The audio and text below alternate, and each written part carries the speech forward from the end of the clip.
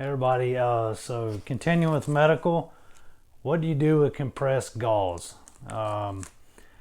This is H&H compressed gauze. I'm going to show you why it's important to have this in your kit, even if you only had one pack of compressed gauze and nothing else. So these are sealed, come in a plastic bag.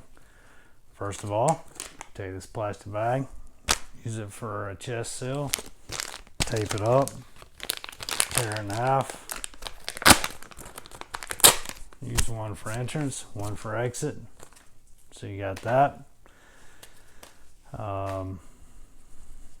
This compressed gauze is, so I don't mess it up, it's 4-yard stretch. So, say I get a head wound.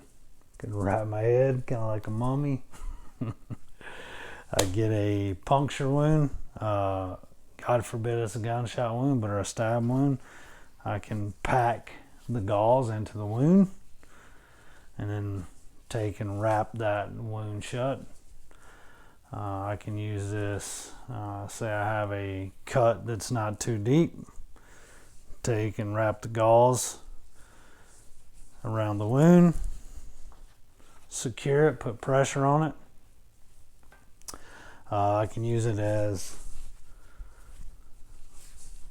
a makeshift sling if I tie it up right.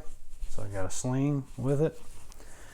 I can use it, say I have a joint problem or I sprained a knee or an ankle, I can wrap it, continue to wrap it and wrap it really tight so it'll work well for that. Stabilize the knee, stabilize the ankle.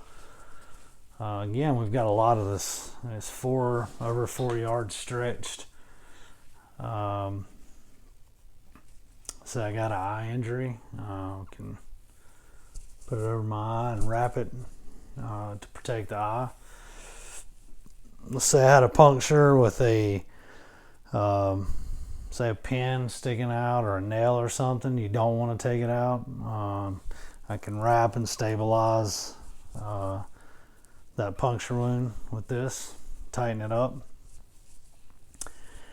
I could have a makeshift tourniquet. I don't suggest it, but if I was to get it tight enough and then find something to work as a windlass, I could occlude blood flow as a tourniquet.